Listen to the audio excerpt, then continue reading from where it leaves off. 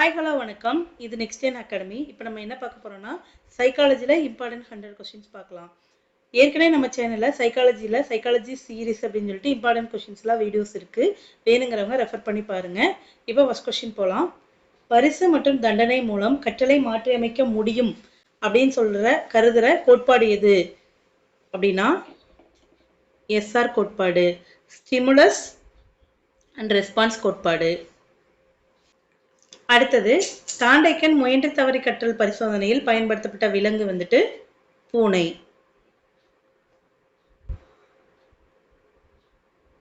Third question, ஆக்க நிலைநிறுத்தம் மூலம் கற்றல் என்னும் கோட்பாட்டிற்காக பாவ்லோ பயன்படுத்திய விலங்கு நாய்.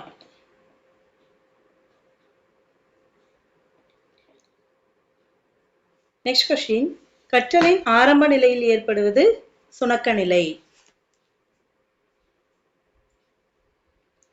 ஆரம்பத்தில் ஒரு சுணக்க நிலை ஏற்பட்டுதான் அதுக்கப்புறம் வந்துட்டு அடுத்தது வந்துட்டு கற்றலில் வந்துட்டு டெவலப்மெண்ட் ஏற்படும்.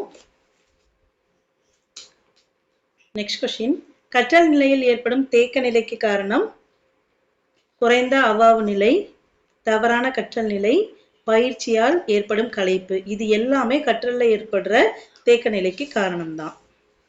இவை அனைத்தும் சரி. நெக்ஸ்ட் கொஸ்டின், விளைவு விதியை எல்லா வகை கற்றலுக்கும் அடிப்படையாக கொள்பவர். ஆன்சர் தாண்டைக். தாண்டைக்கோட கற்றல் விதிகள் ஆயத்த விதி, பயிற்சி விதி, விளைவு விதின்னு சொல்லி படிச்சிருப்போம். அதில் வந்துட்டு விளைவு விதி தான் எல்லா வகை கற்றலுக்கும் அடிப்படை அப்படின்னு சொல்லி குறிப்பிட்டிருப்பாரு. நெக்ஸ்ட் கொஸ்டின், அலைவெண் விதியுடன் தொடர்புடைய தாண்டைக்கோட விதி என்ன அப்படின்னு சொல்லி கேட்டிருக்காங்க. அது அலைவெண் விதியோட தொடர்புடையது பயிற்சி விதி. இத அலைவெண் விதி அப்புறம் அண்மை விதின்னு கூட குறிப்பிட்டிருப்பாரு.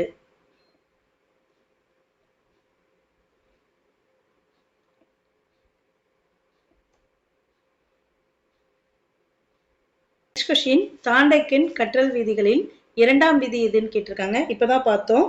தாண்டைக்கோட விதிகள் ஆயத்த விதி, பயிற்சி விதி, விளைவு விதி. அதுல இரண்டாம் விதி பயிற்சி விதி. இதை தான் நம்ம அலைவெண் விதி அல்லது அண்மை விதின்னு கூட படிச்சிருப்போம்.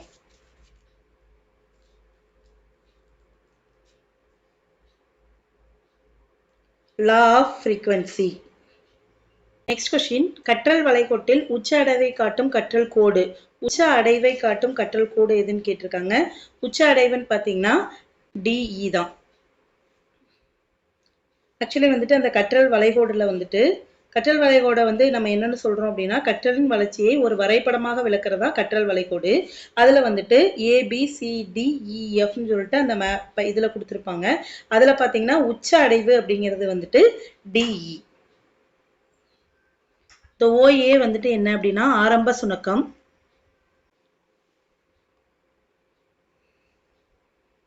இந்த CD சீரான முன்னேற்றம்.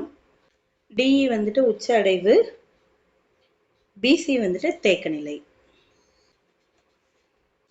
நெக்ஸ்ட் கொஸ்டின், குழந்தையின் ஆளுமை வளர்ச்சியிலும் தற்கருத்து அமைப்பிலும் குடும்பம் செல்வாக்கு கொண்டிருக்கிறது அப்படின்னு சொல்லி குறிப்பிட்டவர் யாருன்னு கேட்டிருக்காங்க. Answer C, Ausubel. Next question, ஒத்த கூறு கோட்பாடு என்னும் கற்றல் மாற்ற கோட்பாட்டை கூறியவர் தாண்டைக்.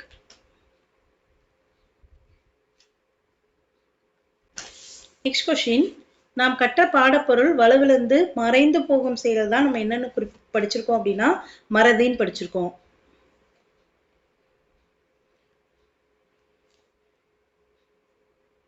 நெக்ஸ்ட் கொஸ்டின், குறுகிய கால நினைவினை குறிக்கும் குறியீடு STM, ஷார்ட் டேர்ம் மெமரி. அடுத்து நீண்ட கால நினைவினை குறிக்கும் குறியீடு long term memory. Short term மெமரியில இருக்கிறது ஈஸியா மறந்து போயிடும். லாங் டேர்ம் மெமரியில போய் சேவ் ஆகிறது அவ்வளவு சீக்கிரம் நம்மளுக்கு மறக்காது. நெக்ஸ்ட் கொஸ்டின், நினைவு வீச்சை அறிய உதவும் கருவி மெமரி ட்ரம்.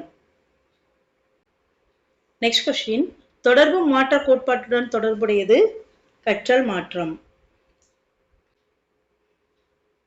அடுத்தது, கற்றலில் குறிக்கோள் கோட்பாட்டை வலியுறுத்தியவர் பேக்லி.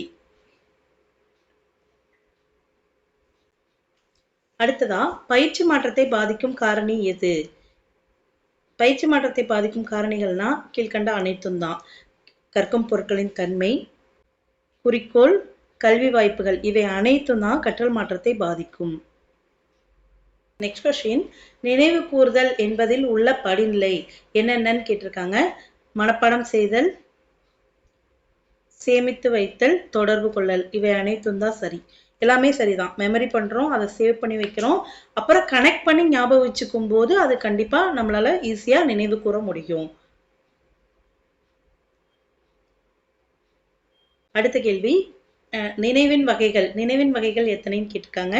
நினைவின் வகைகள் வந்து 3. ஃபர்ஸ்ட் ஒன் வந்து புலனறி நினைவு, அடுத்தது குறுகிய கால நினைவு, அடுத்ததா நீண்ட கால நினைவு. இப்போ லாங் டேர்ம் ஷார்ட் டேர்ம்னு பார்த்தோம் இல்லைங்களா, அதான் குறுகிய கால நினைவு, நீண்ட கால நினைவு. குறுகிய கால நினைவுல வந்துட்டு 7 ± 2 திங்ஸை வந்து நம்மளால வந்து மைண்ட்ல வச்சுக்க முடியும். நெக்ஸ்ட் கொஸ்டின், கற்றலின் விதிகள் இதை எடுத்துரைத்தவர் யாருன்னு கேட்டிருக்காங்க. கற்றலின் விதிகளை எடுத்துரைத்தவர் தாண்டெக். தாண்டெக்கோட முயன்று தவறி கற்றல் மூலமா வந்துட்டு கற்றலின் விதிகளை எடுத்துரைச்சிருப்பாரு. இவர் வந்து பூனையை வச்சு ஆராய்ச்சி பண்ணியிருப்பாரு. தாண்டெக்கோட கற்றல் விதிகள் வந்துட்டு ஆயத்த விதி, விளைவு விதி, பயிற்சி விதி. நெக்ஸ்ட் கொஸ்டின், கான்கிரீட் ஆபரேஷன் என்பதை வரையறுக்கும் 3 கருத்துக்கள். ஈடு செய்தல், மேலும் தன்மை, தனித்துவம். அடுத்த கேள்வி, டேஸ் மாற்றத்தை கற்றல் ஏற்படுத்துகிறது. நடத்தை மாற்றத்தை கற்றல் ஏற்படுத்துகிறது. கற்றல் மூலமா நம்மளோட நடத்தையில நிறைய சேஞ்சஸ் வந்து கற்றல் வந்து உருவாக்குது. அடுத்த வினா, தேக்கம் என்பது ஒரு குறிப்பிட்ட வகுப்பில் தோல்வி பெறுவது, தரத்தில் குறைதல், படிப்பை பாதியில் நிறுத்துதல், முன்னேற்றமின்றி கற்றல். இதுல வந்து தேக்கம் என்பது ஒரு குறிப்பிட்ட வகுப்பில் தோல்வி பெறுவது தான் நம்ம தேக்க நிலைன்னு படிச்சிருக்கோம். அடுத்த வினா, நன்கு விரைந்து செயல்பட்ட பிறகு தொடர்ச்சியான பயிற்சிக்கு பிறகும் கற்றலில் முன்னேற்றம் இல்லாத காலம் இவ்வாறு அழைக்கப்படுகிறது, உன்னத நிலை. அடுத்த வினா, குவி கற்றல் வளைவில் கற்றல் என்பது ஆரம்பத்துல எப்படி இருக்கும் அப்படின்னா மெதுவாதான் இருக்கும், மெதுவானது. டேஸை தோற்றுவித்தவர் சார்ல்ஸ் சாண்டர் பியர்ஸ் ஆவார். சார்ல்ஸ் சாண்டர்ஸ் பியர்ஸ் வந்து எதை தோற்றுவிச்சார்னா பிராக்மாடிசம். நெக்ஸ்ட் கொஸ்டின், கற்றல் என்பது எதை அடைதல்? இவை அனைத்தும். திறன், அறிவு, மனப்பான்மை இதெல்லாமே கற்றல் மூலமா நம்மளால அடைய முடியும். நெக்ஸ்ட் கொஸ்டின், திட்ட வழி கற்றல் என்பது டேஸை உள்ளடக்கியது. திட்ட வழி கற்றல் அப்படிங்கிறது நேர்கோட்டு கற்றல் மட்டும், கிளைவழி கற்றல் மட்டும், நேர்கோட்டு மற்றும் கிளைவழி கற்றல், நிறைய கற்றல் நிலைகள். இதுல வந்துட்டு நேர்கோட்டு மற்றும் கிளைவழி கற்றலை தான் திட்டவழி கற்றல்னு குறிப்பிடுறாங்க. நெக்ஸ்ட் கொஸ்டின், குழந்தை மையப்படுத்திய கல்வி முறையின் தந்தை ரூசோ.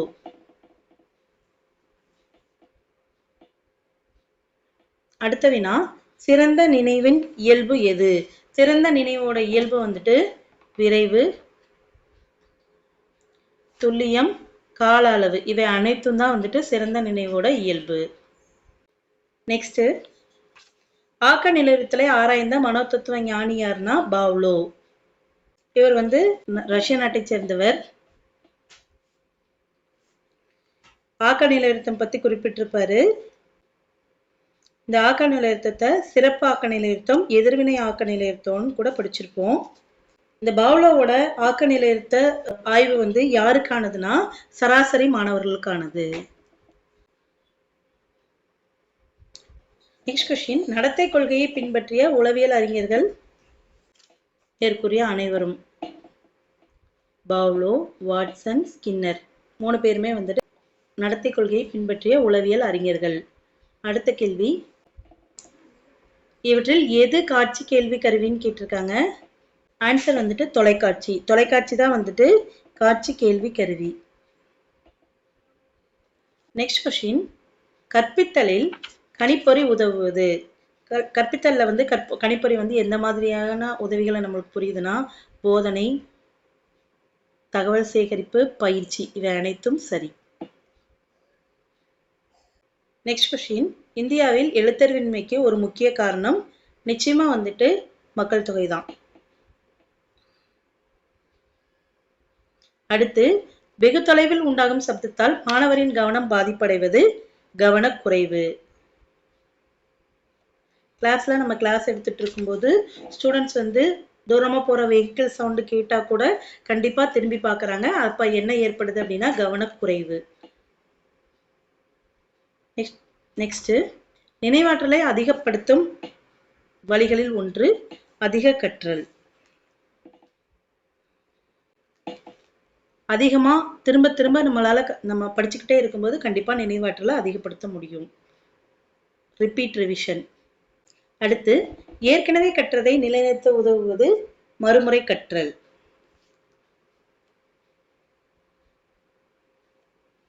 திரும்ப திரும்ப ரிப்பீட் ரிவிஷன் பண்ணும்போது கண்டிப்பா வந்துட்டு நம்மளால ஈஸியா மெமரியில வச்சுக்க முடியும். நெக்ஸ்ட் கொஸ்டின், இவான் இலிச் மற்றும் பாவ்லோ ஆகியோர் ஆய்வு செய்தது அறிவுத்திறன்.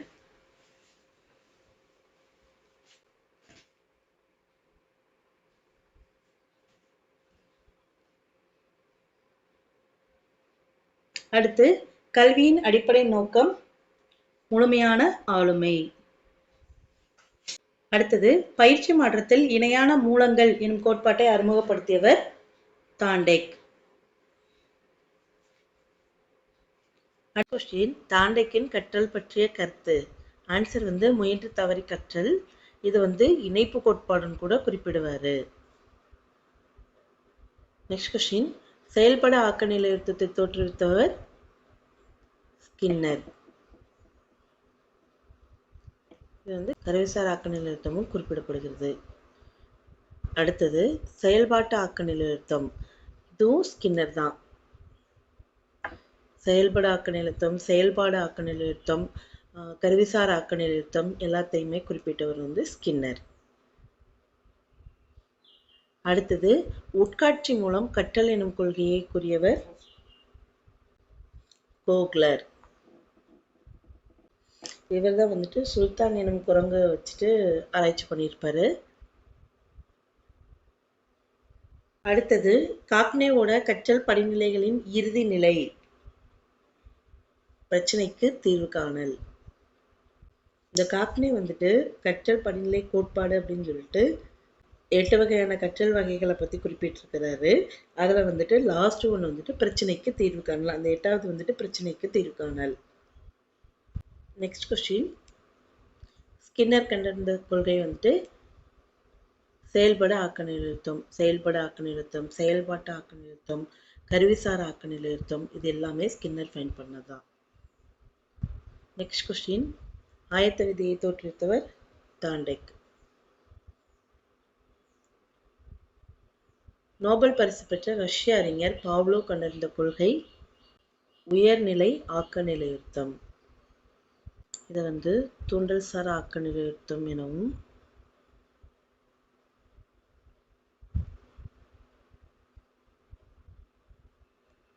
சிறப்பு ஆக்க நிலையுறுத்தம் எனவும்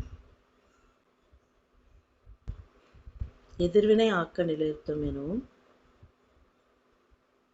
அழைக்கப்படுகிறது. பாவ்லோ ஃபைண்ட் பண்ணது உயர்நிலை ஆக்க நிலையுறுத்தம். அதை வந்து தூண்டல் சார் ஆக்க நிலையுறுத்தம், சிறப்பு ஆக்க நிலையுறுத்தம், எதிர்வினை ஆக்க நிலையுறுத்தம் எனவும் குறிப்பிடுவாங்க. அடுத்த செட் ஆஃப் 50 கொஸ்டின்ஸ் பார்க்கலாம். ஃபர்ஸ்ட் கொஸ்டின், நுண்ணறிவின் இரு காரணி கொள்கையை முன்னிலைப்படுத்தியவர் ஸ்பியர்மேன்.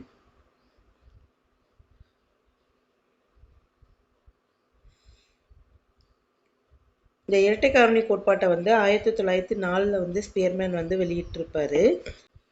ஜிங்கிற பொது காரணியும் எஸ்ங்கிற சிறப்பு காரணியும் உள்ளடக்கியதா ஸ்பியர்மேன் குறிப்பிட்ட இரு காரணி கொள்கை. இது எப்போ வெளியிடப்பட்டதுன்னா 1904. அடுத்தது, உருவாக்கும் எண்ணங்கள் கிரியேட்டிவ் திங்கிங் என்பது விரியும் எண்ணங்கள். அடுத்தது, டெர்மன் என்பவரின் கருத்துப்படி நுண்ணறிவு ஈவு 120 140 வரைக்கும் இருந்தது அப்படின்னா அவங்கள எவ்வாறு அழைப்போம் அப்படின்னா மீத்திறன் மிக்கவர்கள். இந்த டேப்லெட் காலம் ரொம்ப ரொம்ப முக்கியம். அந்த மீத்திறன் மிக்கவர்கள், பேதைகள், அந்த டேப்லெட் காலம் ரொம்ப ரொம்ப முக்கியம். கண்டிப்பாக பார்த்துக்கோங்க புக்கில். நெக்ஸ்ட் கொஷின், நுண்ணறிவின் பல்காரணி கொள்கையை முன்மொழிந்தவர் தாண்டெக். இந்த கோட்பாட்டின்படி நுண்ணறிவானது பல்லாயிரக்கணக்கான சிறு ஆற்றல்களை உள்ளடக்கியது என தாண்டெக் குறிப்பிட்டிருப்பாரு. நெக்ஸ்ட் கொஷின், அனைத்து மாந்தர்களையும் அவரவர் உடலமைப்புக்கு ஏற்றவாறு குறிப்பிட்ட உயிரினங்களாக வகைப்படுத்தியவர் கிரஷ்மர். அடுத்தது, மரபுசாரா கல்வி என்பது முதலில் குறிக்கோளாக கொண்டது முதியோர் கல்வி.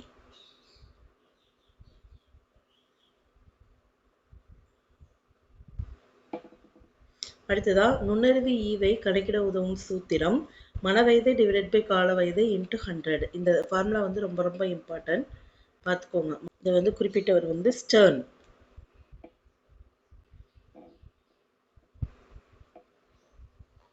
அடுத்தது, நுண்ணறிவு சோதனையின் தந்தை என அழைக்கப்படுபவர் ஆல்பர்ட் பீனே. ஆல்பர்ட் பீனே தான் வந்துட்டு ஒற்றை காரணி கோட்பாடை வந்து குறிப்பிட்டிருப்பாரு. நுண்ணறிவு பற்றிய குழு காரணி கொள்கையை வெளியிட்டவர் வந்துட்டு, இதில் ஆப்ஷன் இல்லை, தர்ஸ்டன்.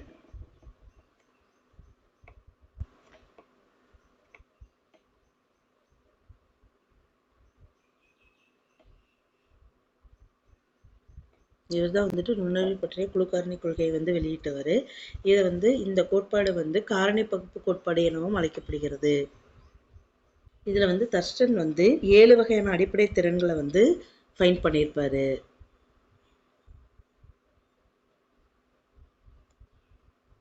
நெக்ஸ்ட் கொஸ்டின், தனித்திறன் பெற்றோரின் அறிவுத்திறன் அளவு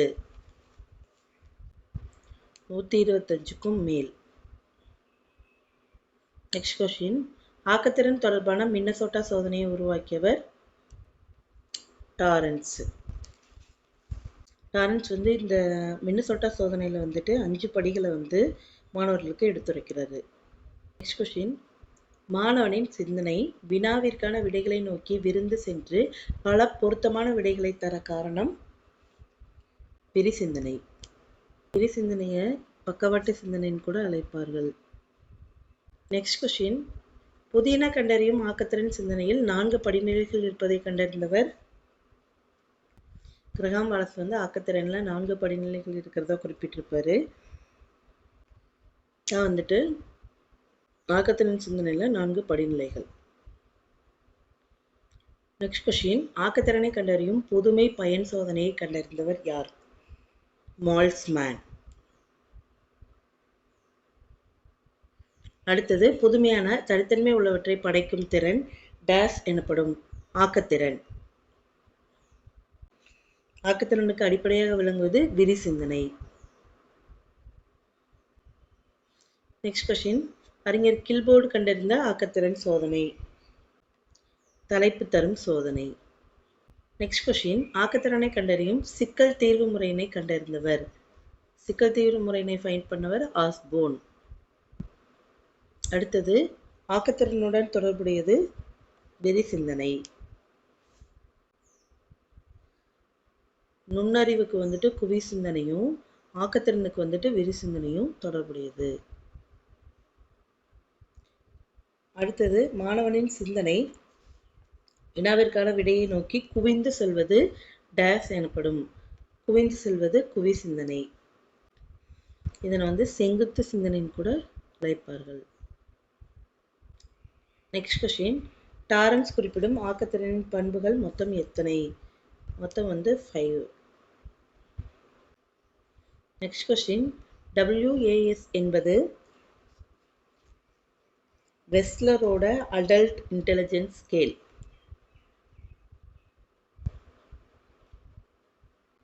நெக்ஸ்ட் கொஸ்டின், சைக்கோ அனாலிசிஸ் என்ற துறையின் முன்னோடி சிக்மண்ட் ஃப்ராய்டு.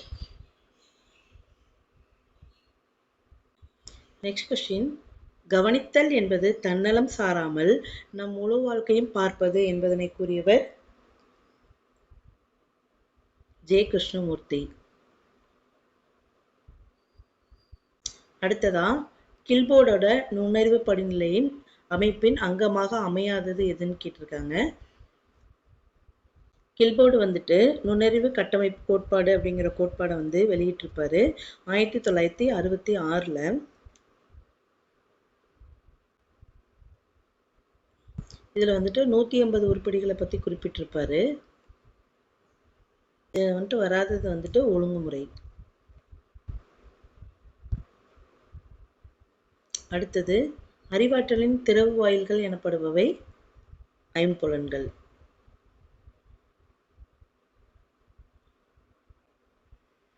அடுத்ததான் முயன்று தவறி கற்றல் என்னும் கோட்பாட்டை முதலில் உணர்த்தியவர் தாண்டெக்.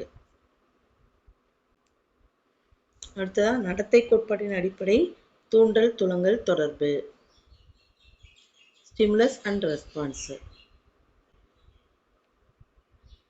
இடையில இருக்க தொடர்பு. அடுத்ததா தன்வினை உண்டாக்கல் மற்றும் சமுதாய பங்கேற்பு ஆகியவை கீழ்கண்ட ஒன்றின் அம்சங்கள் ஆகும். என்னன்னா ஆன்சர் வந்து கிண்டர் கார்டன். நெக்ஸ்ட் கொஸ்டின், சாதாரண நுண்ணறிவு கொண்டவரின் அறிவு விகிதம் 90 to 110. இந்த நுண்ணறிவு பரவலும் மாந்தர்களின் வகைப்பாடும் அப்படின்னு கொடுத்துருக்க அந்த டேப்லெட் காலம் வந்து ரொம்ப ரொம்ப முக்கியமானது. கண்டிப்பாக ரெஃபர் பண்ணி பாருங்கள். நெக்ஸ்ட் கொஸ்டின், WAIS-இன் வாய்மொழி அளவுகோல் வெர்பல் ஸ்கேல் ஆஃப் வெய்ஸ் கொண்டிருப்பது எத்தனை சோதனைகள்னு கேட்டிருக்காங்க. இது வந்து 6 சோதனைகள். வெக்ஸ்லர் நுண்ணறிவு அளவுகோலில் உள்ள மொத்த சொல் சோதனைகள் வந்துட்டு 6. அடுத்தது கீழ்கண்டவற்றில் எது ஆக்கத்திறனுடன் தொடர்பற்ற செயல்பாடுனா ஓட்டப்பந்தயத்தில் கலந்து கொள்வது. இதில் வந்து ஆக்கத்திறன் வராது. ஓவியம் தீட்டுதல், இசையமைத்தல், சிற்பமடித்தல் இதெல்லாமே வந்துட்டு ஆக்கத்திறனுடன் தொடர்புடையது. அடுத்த வினா, விரி சிந்தனையை தூண்டும் செயல் எது? இது எல்லாமே தான். கண்டறியும் முறை, ஒப்படைப்பு வினாக்கள், செயல் திட்ட முறை இது எல்லாமே வந்துட்டு விரி சிந்தனையை தூண்டும் செயல். அடுத்ததா அறிஞர் கெல்லகர் குறிப்பிடும் ஆக்கத்திறனுக்கான வழிமுறை. சிறந்த திறன்மிக்க ஆசிரியரின் சேவைகளை தான் வந்துட்டு அறிஞர் கெல்லகர் வந்து ஆக்கத்திறனுக்கான வழிமுறையா குறிப்பிட்டிருப்பாரு. அடுத்தது ஒரு துண்டு ஓட்டினை அழித்து அதை கொண்டு புதுமையாக செய்ய வேண்டியதை பற்றி குறிப்பிடும் சோதனை வந்துட்டு பயன் சோதனை.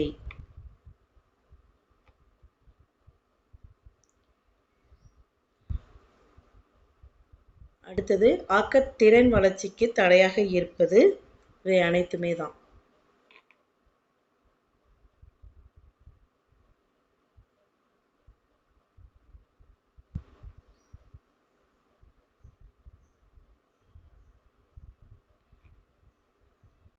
ஆக்கத்திறன் வளர்ச்சிக்கு தடையாக இருப்பது நெகிழ்ச்சியற்ற பாடங்கள், தேர்வுக்கு முக்கியத்துவம், எளிய வேலைகளில் உயர் தரத்தை வலியுறுத்துதல் இதெல்லாமே தான் ஆக்கத்திறன் வளர்ச்சிக்கு தடையாக உள்ளது.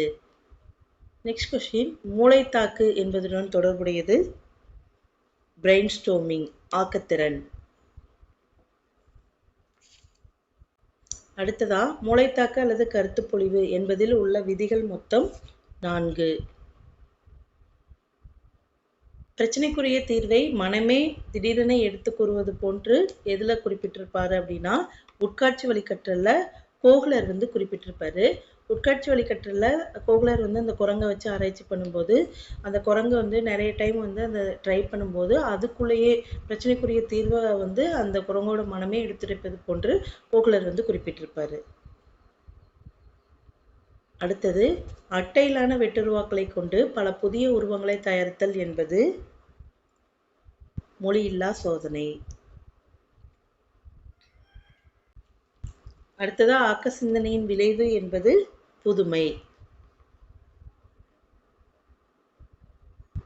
அடுத்தது மொழி, நரம்பு மண்டலம், நுண்ணறிவு ஆகிய ஆளுமை காரணிகளின் வரிசை வந்துட்டு சமூக காரணி, உயிரியல் காரணி, உளவியல் காரணி. இதான் வந்து அந்த கரெக்டான வரிசை. மொழி வந்து சமூக காரணி, நரம்பு மண்டலம் வந்து உயிரியல் காரணி, நுண்ணறிவு வந்து உளவியல் காரணி. கீழ்கண்டவற்றுள் எந்த கருத்தை தர்ஸ்டன் ஆதரித்தார் அப்படின்னு சொல்லி கேட்டிருக்காங்க. தர்ஸ்டன் ஆதரித்தது வந்துட்டு குழு காரணி கொள்கை. இந்த குழு காரணி கொள்கை தான் நம்ம என்னென்னு படிச்சிருப்போம் அப்படின்னா காரணி பகுப்பு கோட்பாடு மற்றும் அடிப்படை உளத்திறன்கள் கோட்பாடு எனவும் அழைக்கப்படுகிறது. இதில் வந்துட்டு தஸ்டன் வந்து 7 வகை அடிப்படை திறன்களை குறிப்பிட்டிருப்பாரு. இது என்னென்னா இட ஆற்றல், புலன்காட்சி திறன், எண்ணாற்றல், சொல்லாற்றல், நினைவாற்றல், ஆராய்ந்தறியும் திறன், சொல்வேகத்திறன்.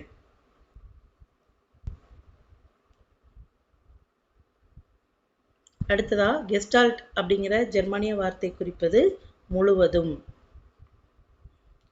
கெஸ்டால்ட்டோடது என்னென்ன அழைக்கப்படுது அப்படின்னா முழுமை காட்சி கோட்பாடு. அடுத்தது சராசரி நுண்ணறிவு ஈயோட அளவு பார்த்தீங்கன்னா 90 to 109. டேப்லெட் காலம் ரொம்ப ரொம்ப முக்கியம், கண்டிப்பாக படிச்சுக்கோங்க. நெக்ஸ்ட் கொஸ்டின், நுண்ணறிவு கோட்பாட்டின் குழு காரணி கொள்கைகளை கண்டுபிடித்தவர். இப்போதான் படித்தோம். குழு காரணி கொள்கை வந்து தஸ்டன். இது வந்து காரணி பகுப்பு கோட்பாடு, அடிப்படை உளத்திறன்கள் கோட்பாடுன்னு கூட குறிப்பிடுவாங்க.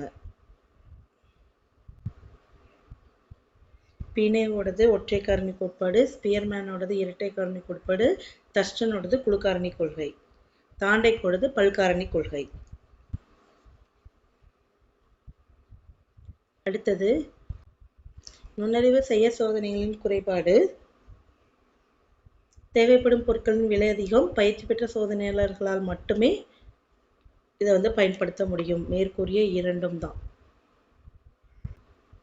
அடுத்ததா நுண்ணறிவு குறித்த பல்பரிணாம கொள்கையை பற்றி கூறியவர் பீனே சைமன். ஆல்பர்ட் பீனே எந்த நாட்டை சேர்ந்தவர்? ஆல்பர்ட் பீனே வந்து பிரான்ஸ் நாட்டை சேர்ந்தவர். இவர் வந்து ஒற்றை காரணி கோட்பாடை பற்றி குறிப்பிட்டிருப்பாரு. அதை வந்து என்னன்னு சொல்லுவோம், என்னன்னு படிச்சிருப்போம் அப்படின்னா முடியரசு கொள்கைன்னு கூட படிச்சிருப்போம்.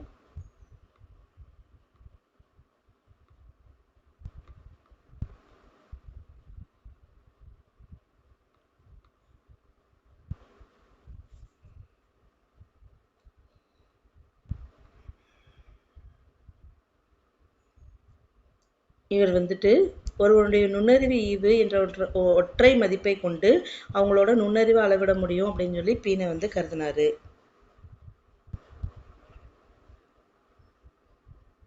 நெக்ஸ்ட் கொஸ்டின், குழப்பமான கோட்பாடுடைய புத்தி கூர்மை என்பதை தெரிவித்தவர் ஸ்பியர்மேன். ஸ்பியர்மேன் வந்து இரட்டை காரணி கோட்பாடை பற்றி குறிப்பிட்டிருப்பாரு. இது வந்து 1904 வெளியிட்டாரு. இதில் வந்துட்டு ஜி வந்து பொது காரணி, எஸ் வந்து சிறப்பு காரணி எனவும் குறிப்பிட்டிருப்பாரு. ஓகே டீச்சர்ஸ், சைக்காலஜியில் இம்பார்ட்டன்ட் 100 கொஸ்டின்ஸ் பார்த்துருக்கோம். நம்மளோட சைக்காலஜி சீரீஸ் அப்படிங்கிறதுல 100 கொஸ்டினாக இம்பார்ட்டன்ட் கொஸ்டினாக போட்டுட்ருக்கோம். வேணுங்கிறவங்க ரெஃபர் பண்ணி படிங்க. நம்மளோட சேனலில் வீடியோஸ் இருக்குது. அடுத்த 100 கொஸ்டினை அடுத்த வீடியோவில் பார்க்கலாம். தேங்க்யூ.